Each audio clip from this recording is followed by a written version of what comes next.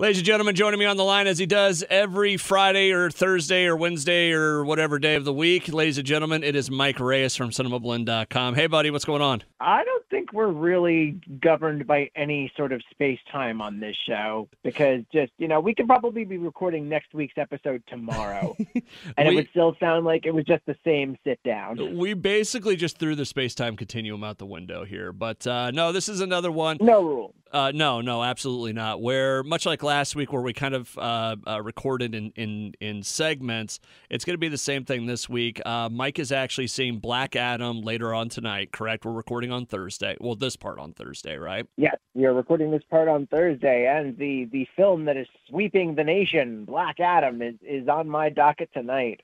We're going to talk about that. We'll add the review in at the end because we'll record the review tomorrow after he sees it. So far, it's not looking good for it, right? Like so far it's getting.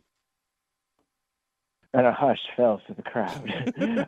So far, it's getting mixed to negative reviews. I think we talked about this last week when the feedback started coming out, where it was basically Dwayne Johnson has been cast in this movie for like 15 years, and he's been fighting to get it to happen. He's swearing that, this is going to change the hierarchy of power in the DCEU. And from what I'm hearing, he's good in it. There's performances that are good in it, but the movie itself is just kind of What review did I see? That disappoints me. It said that it's just a mess. That was the problem with I've heard, mess is definitely an operative word with this movie, and it makes me sad because it's, first of all, you've got Dwayne Johnson reteaming with his Jungle Cruise director, Jaume Collet Serra, I believe is his name. And Jungle Cruise is a pretty decent movie. So I'm starting to think that maybe this is just another one of those cases where a script's been sitting for too long. It had too many rewrites and it just never really coalesced into something clear. However, this movie just might make enough money on The Rock's charisma that they'll get their sequel. But also, you've got a pretty good supporting cast here, like Pierce Brosnan and Aldous Hodge are in here, and they actually bonded over watchmaking while doing this movie because Pierce Brosnan's huge into watches, and Aldous Hodge is apparently an horologist, and he knows how to build a watch. Huh. Well, how about that? So, we'll get the review of this here at the end of it. I don't want to go too much into it right now because it's, we're going to have the review at the end. What was the other movie you're going to try and watch today that we might add in tomorrow as well? VHS 99, because the other movie I really wanted to go see this week, and I'll probably see it this weekend, was Ticket to Paradise, because it looks like an absolutely solid George Clooney, Julia Roberts rom-com, like the type you would want to go watch on purpose. The type you'd want to watch on purpose. Because the whole thing with rom-coms is it's such a hard type of movie to make if you're not just going in and like, okay, I just want the formula. I just want to turn my brain off and watch this movie. Okay. No, I actually like romantic comedies where there is romance and comedy present, and it's not just, oh, this happened, ha, ha, ha, ha. Like, this is George Clooney and Julia Roberts as a couple that divorced, and they both are going to their daughter's wedding, and it's a destination wedding, and they're trying to stop it from happening because they think she's making the mistake they did when they were young. Give me You've Got Mail any day of the week. Yeah, see, that's a legitimate romantic comedy, and this looks exactly in that wheelhouse. And of course, George Clooney and Julia Roberts working together, there's very little that can go wrong with that, and it's been proven time and time again. Yeah. All right. So there's that. There's VHS 99. That's a horror thing. Is that a Bloomberg thing or whatever? It's not a Blumhouse. Blumhouse. Movie. It's a it's not a Blumhouse movie. It is a horror anthology. It's been running for some time now. I think this is the 5th or 6th one. And they've got another one coming out. They've got another one in development right now, VHS 85. Okay, it's the one from Shudder. That's what I was thinking of. Yeah, this is going to be on Shudder this weekend, and basically it is another entry in the horror anthology where it's all like filmed on VHS. Oh, that's awesome. You know what I like about this the most? What? It's a scary movie coming out at Halloween. Doesn't it just warm your heart? I really do enjoy when people can nail release windows like that. Like Halloween ends pick the right time, because honestly, if you go mid-September to end of October, that's just a great window for releasing new horror. Yeah. I know that sometimes people shy away from it because theaters don't really. I think Halloween might be one of the worst nights for movie theaters. I'm not sure. Well, yeah, but everybody's trick-or-treating. yeah, or at a party. But I do enjoy when someone can just stick the landing like that, Yeah. and it's like, ooh, I want to go to the like Trick or Treat was released. I think we talked about that the other week, and I'm sad I missed it, but I was glad that Trick or Treat finally got to go to theaters at this time of year. There you go. Well, if we'll talk about it more either at the end of this or when you see it. Is that cool? That is more than cool. All right, cool. Because I don't want to bury the lead, so to speak. I mean, if we're going to review it, we might as well do it that way. Mike Reyes from Cinemablend.com joining me on the line. Over in the world of news, which we actually can dive into right now, we got a couple cool trailers out there. There wasn't anything like giant, like, oh my God, I can't believe that happened. Let's start with the trailers. Got our first look at Creed 3. Yeah, we did. Looks awesome. Oh, man. Okay, so once again, I may not be a huge sports fan, but sports movies, especially really good sports movies, always excite me. And so far, the Creed trilogy has been something that I've really loved. And now Creed 3 did something, and I wrote about this on Cinemablend in a feature. Creed 3 did something really impressive for me because you remember Creed 2, right? Yeah. Creed 2, there's that whole thing where, like, Adonis Creed is risking his life going back into the ring to fight. So it's very much like Rocky 5, where Rocky's told, like, look, you fight, you might die. And then, he goes in and does it anyway. And there was that whole thing where he gets the tar beaten out of it. Well, he gets the kicked out of him, basically, by Victor Drago. And then he has to recover and go in for a rematch. And that rematch is, like, life-threatening. So, obviously, he's going to need a good reason to go back into the ring in, like, any sequel. Yeah. And I'd even asked Michael B. Jordan and Tessa Thompson about that because I got to cover Creed 2 when it opened. They did the junket in Philly, and that was a lot of fun. But that was a question that still weighed on my mind. It's like, how would he ever do that again with now having a daughter and like risking his life? And Creed 3's trailer gave a really good answer. And that answer is Jonathan Majors' Damian Anderson. The guy's name is Damian. That's pretty awesome. The what's his name? Major. He took off his shirt at that one point. It's like, oh, damn. That's not a dude I want to meet in an alley. Yeah, no. First of all, Jonathan Majors has been on a hell of a run the past couple of years, especially with stuff like The Five Bloods, and then going on to Loki, being Kang the Conqueror. And, that's another thing that I love about this trailer. We're basically going to see Kang the Conqueror versus Killmonger. Yeah, and I imagine Killmonger's going to win.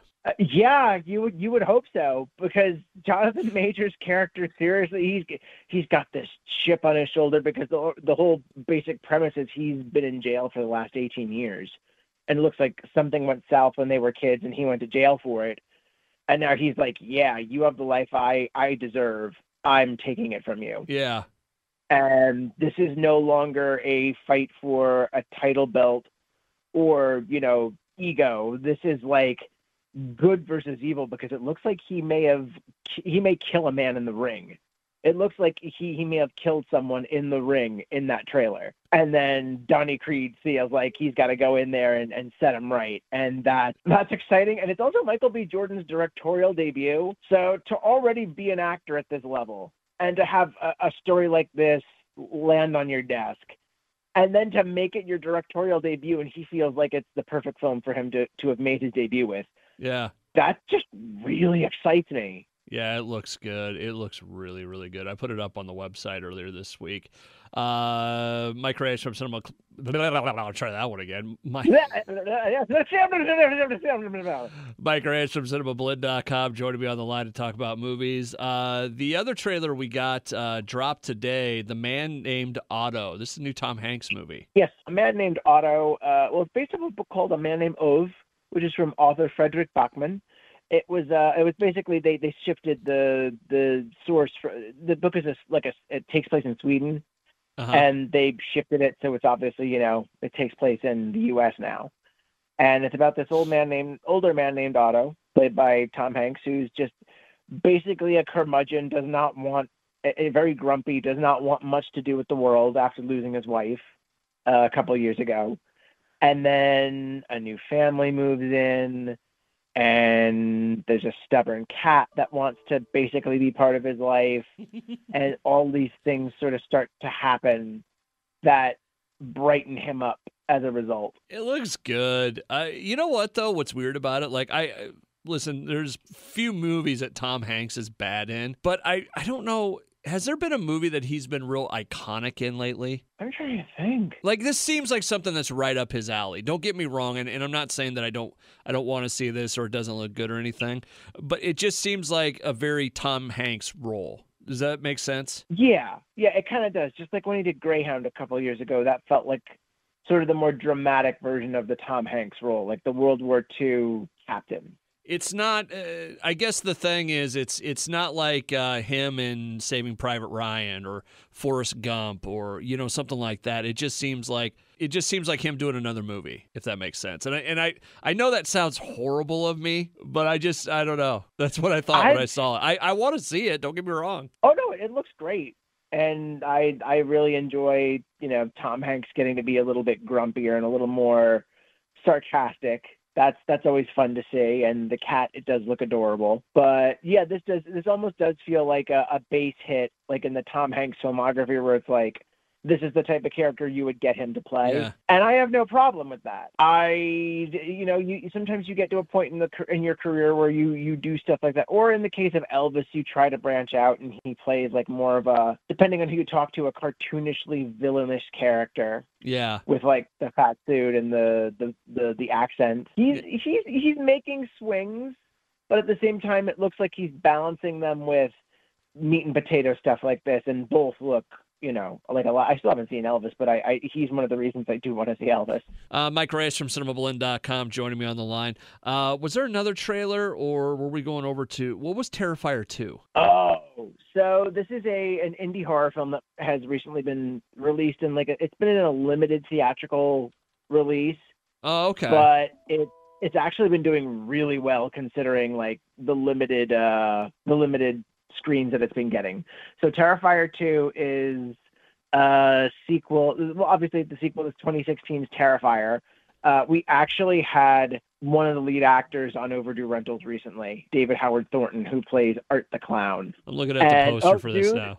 So the thing about Terrifier and Terrifier 2 is this thing is one of the goriest movies I've ever seen. The first movie has a kill that is so brutal that I'm still in amazement that somehow this was allowed to be put on film. And it's a good time. If you can do gore and you can do clowns, it's a good time. And especially because David Howard Thornton just has this wonderful energy about this character that he's also a prankster, where it's just, you don't know whether you should be laughing or scared. But yeah, that's basically it. Art the Clown terrorizes people. Lots of blood and gore. It was like a viral hit when the first one came out, and that got them to make a second. And this is off on the back of like a couple shorts that they had before with this same character. Huh, really? So, yeah. And Terrifier 2 is currently enjoying a healthy box office run where some are fainting and vomiting while watching this movie. Weird. I don't get that. Like there's actually been people on social media that have shown like either video of their friends or themselves afterwards. Like someone said a guy passed out stone cold in the seat behind him while watching this movie. I don't get the gore porn. I mean, if it's done right, like this movie is basically just it's an exercise in excess, and I have fun with it. Like, and what's really interesting is Damien Leone, the writer director of the series. He's even saying like, while obviously this is the sort of thing that's like a badge of honor for a horror movie, he doesn't want anyone to get hurt, and it's just very weird to him that this is even happening. Huh. Alrighty. That like Saw and some of the other ones like that, I don't get it. It's just not my thing. Every now and then, someone makes a big swing with something that's like really bloody or really sadistic, and it's kind of what keeps horror alive, I think, because you can't always have like your A24 elevated horrors, but you also can't always have, someone slicing people to ribbons. It's like you need to have a balance. And every now and then something really extreme comes along that shakes everything up. Yeah. And that's basically what Terrifier is. I get you. All righty. Well, so that's out now, or have you seen it? Yes, I have seen it. Oh, yeah. Worth it? I forgot to mention it the other week. Worth it then for you?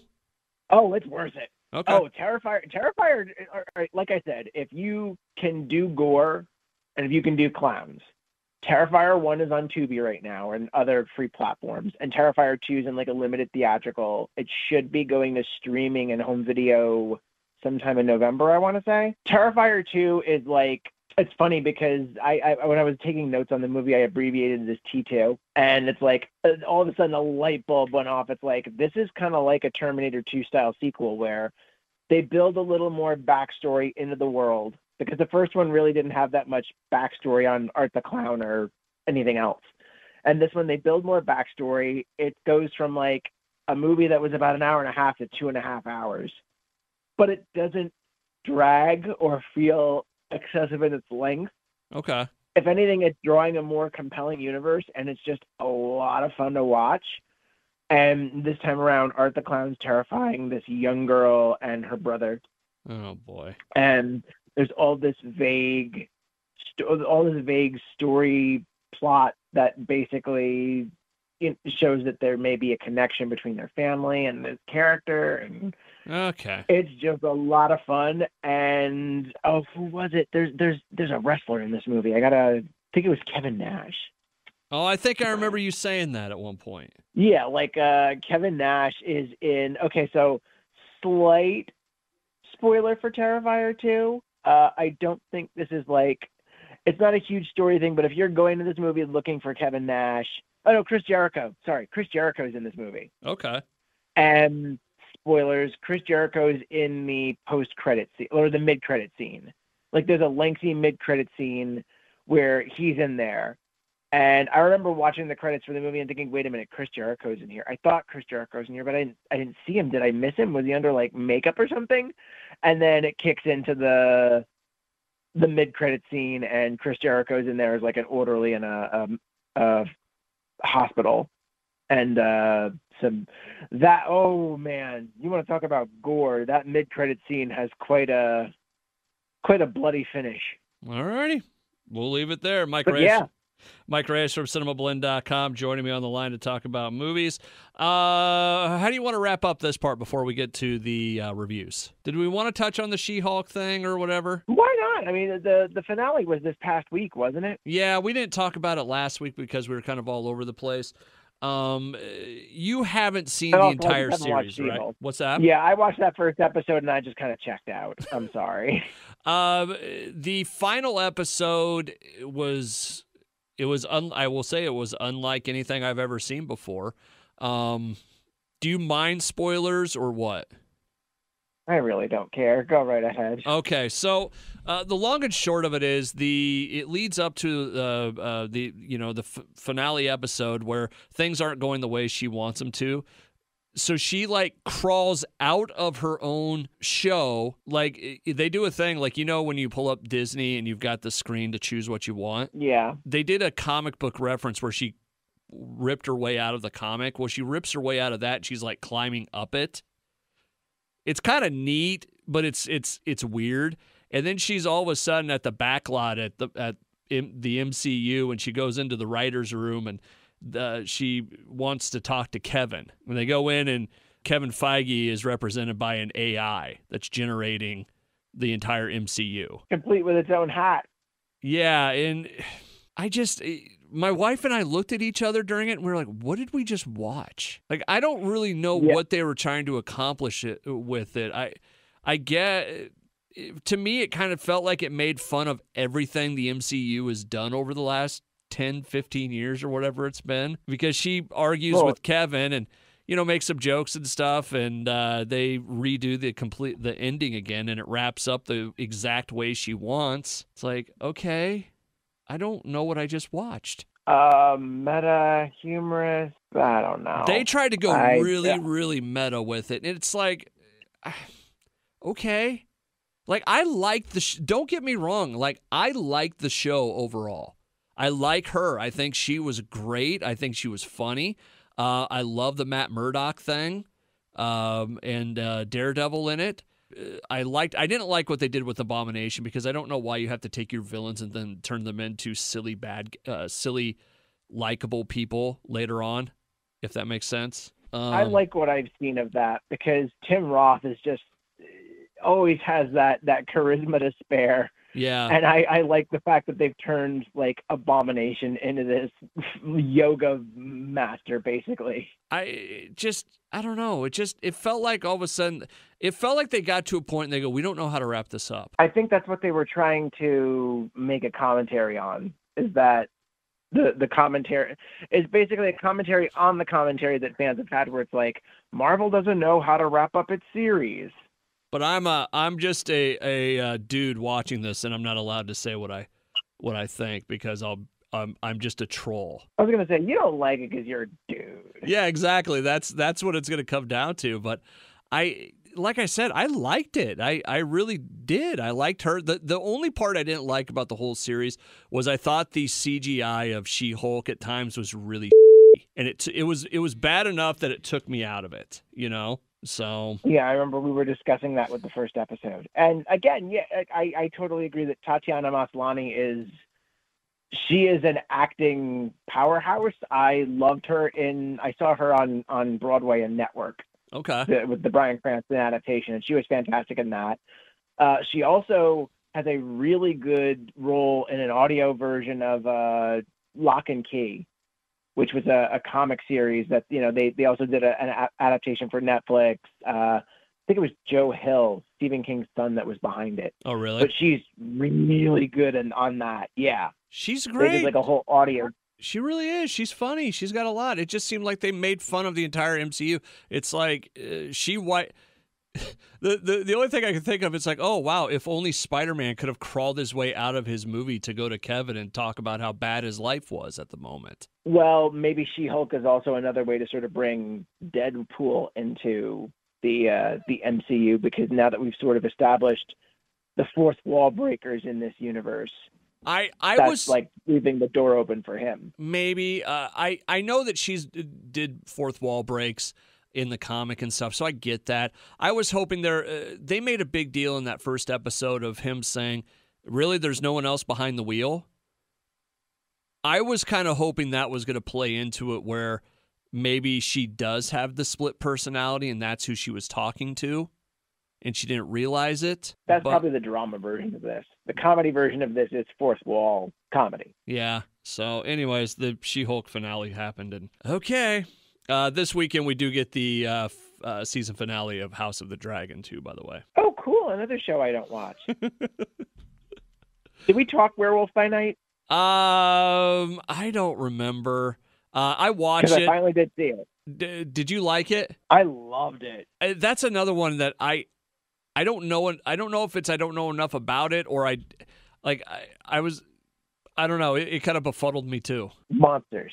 I think that's all we need to know. This is like introducing the monster segment of the MCU, so we can get more, like, that might even be a good tie-in for Blade, just because of the fact that vampires kind of are adjacent to the monster, like man, like Ted was apparently Man-Thing. Okay. Like, I'm not that familiar with Man-Thing. Real quick, go back to the beginning of that. When they showed the daughter of the guy who died that just randomly showed up, the hunter. Yeah. Did you all of a sudden think that was Jessica Jones's like older sister, or the girl that played Jessica Jones? She does look similar. I will say that. I had to look it up because I was like, holy is that her? So no, that is Laura Donnelly, and she does kind of look like Kristen Ritter. And I also really liked her character because of just her dry sort of arch wit being thrown into this. And also just, it was really cool that it's an hour-long special with monsters and monster hunters, and this could open up doors for things, but it didn't feel like it had to. It's like, I want more monsters in the MCU. It's not the short didn't tell me that I need them. It was just wonderful short and directed by composer Michael Giacchino, who also wrote his own music for this. And I'm going to tell people that if you like what you saw here, go and look up his short Monster Challenge on YouTube. It is, I will continue to hype that up as much as I can, because Patton Oswalt in like a monster suit on a Japanese game show, that's all you need to know. Perfect. Mike Reyes from Cinemablend.com joins me every week on the show to talk about movies and such. Through the power of editing, we'll go to the reviews of Black Adam and possibly the VHS 99 here in 3, 2, 1. All right, through the means of time travel and the space-time continuum. There it is. My brain, I was a little discombobulated coming through the time portal there as we work for the Illuminati now. Ladies and gentlemen, Mike Reyes is back. It is Friday. The Illuminati is a reference to something we were talking about beforehand.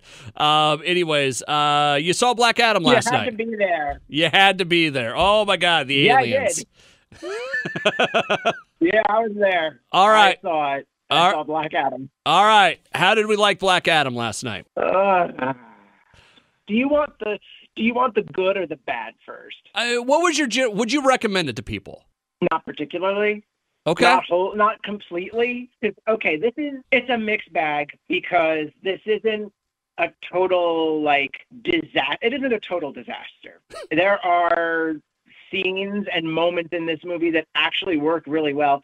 I think this would have worked better if it was a comedy and if they split the Justice Society story out, because they were like a big sticking point for me. I really like the characters in the Justice Society, and of course, personal preference pushes me towards Pierce Brosnan's Dr. Fate, but also Aldous Hodge's Hawkman is really fun. It is really cool with his crew, because there's certain scenes where Atom Smasher's still a little new to the game, and then he makes some goof ups, and then all Hawkman has to do is look at him and say, "You and me, when we get back," sort of like a stern parent.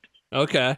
And of course, Pierce Brosnan is Pierce Brosnan. He's lovely. He has really good charisma with not only Aldous Hodge but also Dwayne Johnson himself. And the really cool thing that I learned through an interview that I watched with Pierce Brosnan is that he and Aldous Hodge are actually, I don't know if I mentioned this before on the show. We did. They're watchmaking. Both into watches. Yeah. Yes. Okay, we did. So go find that episode, folks. But yeah. No, it was in this episode.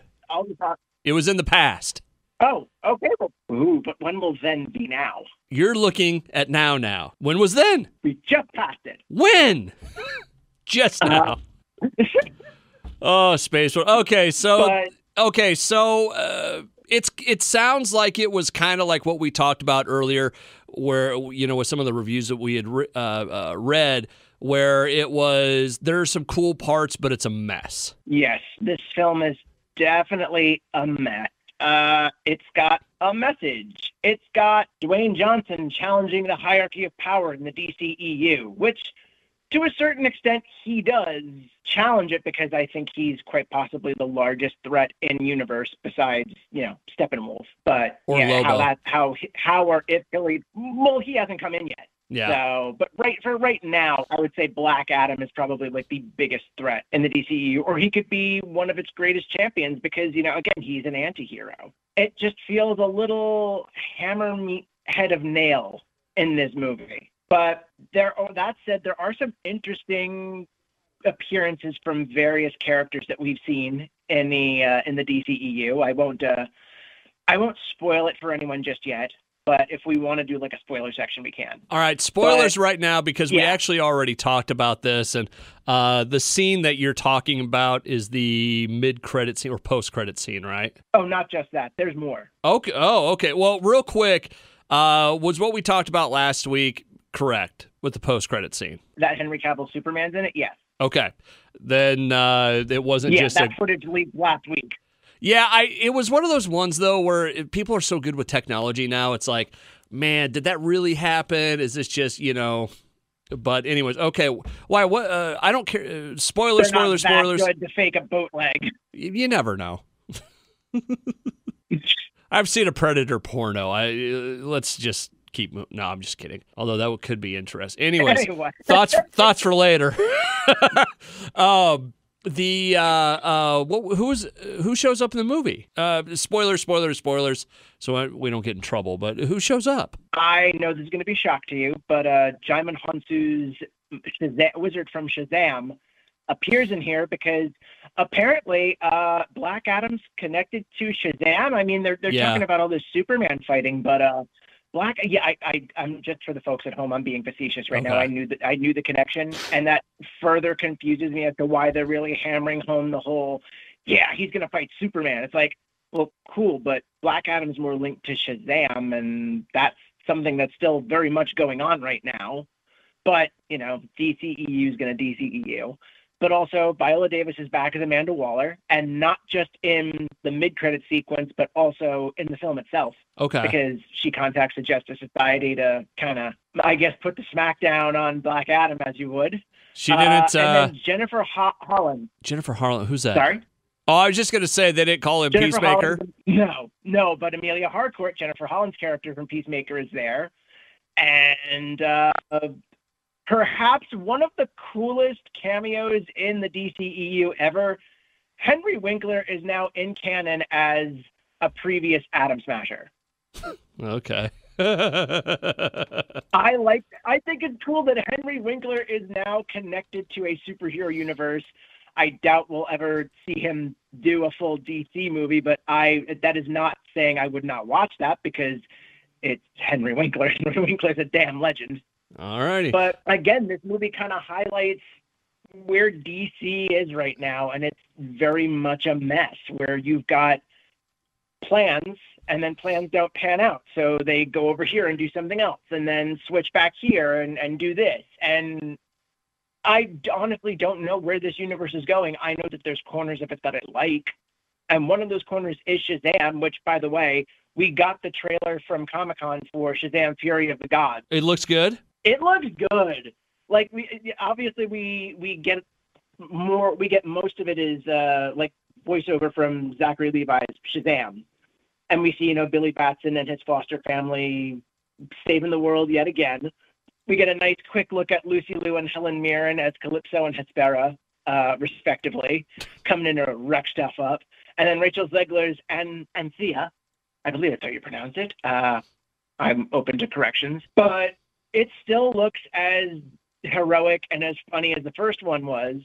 And even better is there is a scene where Zachary Levi's Shazam gets to make a big superhero speech in front of Helen Mirren's Hespera about, he's like, I may not know, I'm not trying to remember the exact line, but he's like, I may not know all of the Greek gods, but I've seen all the Fast and Furious movies. And I know that the most powerful thing, it's family. And that's like his cue for the rest of the Shazam gang to come out. And it like kind of falls flat. He's like, guys, family, that was the code word. But on its own, that's a great gag. But then you're saying this in front of Helen Mirren, Magdalena Shaw herself from the Fast and Furious. It's a nice ice cream sandwich. And I am really, really looking forward to Shazam Fury of the Gods, which will be upon us next March because it was originally, I forget when it was originally supposed to be out. It was moved to this past December when Aquaman was moved the first time. And then I think they moved it again to next March. Truth be told, when you brought up Shazam 2, that was the question I was going to ask. I'm like, is that out now? Or I couldn't remember. I wish. I mean, they're having so much fun with this character.